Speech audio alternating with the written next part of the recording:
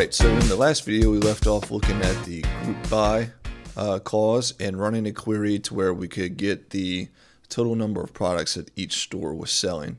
Now, what if we wanted to do something here where we wanted to know only the stores that had 3 or more products or more than 2 products for sale? So that's where we're going to have to look at using the having clause or the having keyword in SQL. So the way that having works is it's sort of like a where clause, but for groups. So to go back, the where clause, is typically used for filtering rows down. Okay, the having is where we can use, or what we can use to then filter down groups, right? That's the kind of common thing that they tend to do. They filter some results down, whereas on rows, having on groups. So if we wanted to execute the query that I was just talking about a moment ago and only see Bob Shop here because Bob Shop has more than 2 products for sale, we can use that having clause to do so. So the way that works is we'll come down here on a new line, we'll say having, and now we want to use the aggregate function in here. Now you typically see havings with group bys here when you need to filter down those groups. Now we need to use an aggregate function here. Because we're not going to be able to select, on certain columns from the result set here. We have to use an aggregate function in this case, similar to how we're doing up here. Now, the having needs to come after the group by, and what we would write in here is we would say having count. We'll just count everything, and then we want that to be greater than 2. Okay. And now we'll end this off, and now when we run this, we should only see Bob Shop in the result set down here. And indeed we do. So what we've done, we did our initial grouping and selection of stuff based on the store names. And then once we had that result set, we just filtered down those groups using the having keyword here. All right, so let's try another example now. So let's try to get the maximum price product from each store. And then once we have that result set, let's only find the stores that have a maximum price product for sale of more than $5, for example. Okay, so let's clear this out and let's start with just the first part. And how do we see the maximum price product for each store? Let's start there. So let's just give this an initial start here. So let's just do a select and we'll say max price from products.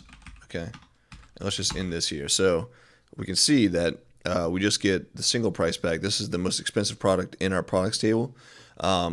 This is a step towards our goal. This is not what we want. Remember, we want to show the maximum price product for each store. That's the first part, really. And then once we get there, then we want to show only the stores that have a maximum price product above $5, for example. So let's start building this query out some more. So if we wanted to show the maximum price product for each store, we need to group by the store ID here. So we'll say group by store ID. Okay, if we end this, now we can see that we get 2 results here. So $25 and $2.50 here. So now we're seeing the maximum product from each store here, and we can prove that by adding store ID up here in our select clause. And if we run this, we can see that store ID, or store with the ID of 2, the maximum price product is $25, and then the store with the ID of 1, the maximum price product is $2.50. So now if we wanted to filter down these groups to showing just the store that has, or just the stores that have products, maximum price products over $5, we can simply add in our having clause next. So we can say having max price greater than 5.00 and end this off. And now if we run this, now we see that only store with the ID of 2 comes back because its product, maximum price product is $25. The store that we just dropped off had a maximum price product of $2.50. So now from here, if we wanted to get the store name involved here, we can do that by joining the stores table here. So what we do here is after our from clause, we would say join stores on stores.id equal to products.storeID. Okay, and now what we can do is, now that we have this join here, instead of grouping by store ID, we can group by stores.name, and we'll do the same thing up here, stores.name, so that now we can get the name of the store printed out in our result set. So if we run this query, we can see Bob's Shop is now in our result set, and he has a maximum price product of $25, and that is over our threshold here of $5. So that's why we're seeing this result set, or this result in our result set here. Alright, so let's end out this video with a little exercise. This one might be kind of challenging, but give it a try. Pause the video, and then after you try it for a while, you get it, awesome. If not, come back and we can see how we would write this query together. So here's what we want to do. So we want to show all the store names, okay, in our result set. Now, what we don't want to do is, of those stores, we want to show only the ones whose highest discounted product is greater than 20%. Okay, so for all the products for a certain store, we need to find the maximum price, or the maximum discount product out of all of those. So if one's got a max discount of 10%, one at 15, one at 20 for store 2, for example, we'd want to grab store 20 because that's the max discounted product, okay, that the store offers. Okay, once we have that for each store, we want to then only show, or we want to show how many products the store sells. So let's revisit this and maybe say it another way to try and provide some clarity here, because I know this one's kind of tricky. So for each store, we basically want to get the maximum discounted product. Okay, so if store 1 has a maximum discounted product of 20, or let's say 40%, we have that. Now store 2 has a maximum discounted product of, say, 5%. That's the highest discounted product they offer.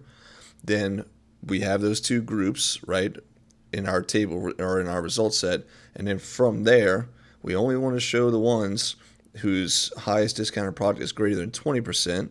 So that means that store 2's row would drop off out of our result set, so we'd only have store 1's in our result set. And then from there, we want to show how many products in total that store sells. Okay, so again, I know it's tricky, but pause the video here, give it a try, and when you're ready, come on back and we'll write it together. So let's start with what we know. We know we want to select and show the store name, so say select stores.name. So let's start here. We're going to need something else here, but let's leave it alone for now. And let's say from products. Now, in order to get the store name shown in our result set, that means we need to join the products table with the stores table. So let's do that next. Let's say join stores on stores.id equal to products.storeid. Okay, now is where we want to do the group by next. So let's say group by, and since we're using store name up here, that's what we want to group by, so that we can actually do that direct selection. Okay, so now that we have this, now we'll have all of our buckets. Okay, so we'll have, if we think about it, we have 2 stores in our stores table. We'll have a big bucket, imagine stamped with the ID of 1, and another big bucket stamped with the ID of 2. We're going to group things here based by the store name, right? So that's how we get our buckets, and then we're going to, start putting the rows from the products table into those buckets corresponding with the product store ID to the ID on our big bucket here. Okay, so we have everything grouped here. So that's going to have all the products grouped, by the store. And as we can see in this last part here, we want to show how many products the store sells. So we can do that just by doing a count here. We can count everything up. So we can say count star right there. Okay, but we want to filter our groups down to only show the ones who offer a whose maximum discounted product is greater than 20%. Okay, so that's where we're going to use having here. So we'll say having, and then we can say max. We'll use this keyword max, and then the column name. Let's be specific here. Let's say products.max discount greater than 0.20.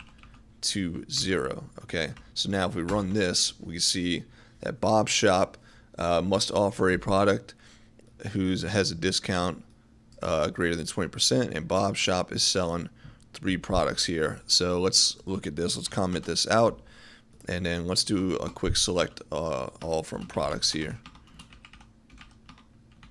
if we look at this, so Bob's Shop is stored with the ID of 2 here. So we can see that the maximum discounted product that Bob's Shop offers is 40%. Okay, so that is above this condition right here that we're setting. Now store 1, we can see doesn't even come close to that. Everything's, a 5% discount. That's where we max out there. So that's why that row drops off. So once Bob's group or bucket, Bob's Shop's bucket is the only one selected, we're counting up all the rows that are in that, and that's how 1, 2, 3. That's where we got the 3 from previously. So if we comment this out and we bring this back in and run it, that's where we get this result set here. So I'm sure that was a challenging one, but I wanted to give you a good little challenge. But if you got it, amazing. If not, no problem either. Try it again, study. This is a tricky one here. The wording, it's hard to word in a way that makes sense immediately. So, and you'll encounter this a lot in writing your SQL statements. So, it's just stuff you have to kind of work through and build up. And the more you practice it, the better you'll get at it, and it'll start to come more naturally. So, with that, we'll end this video here, and I will see you in the next one.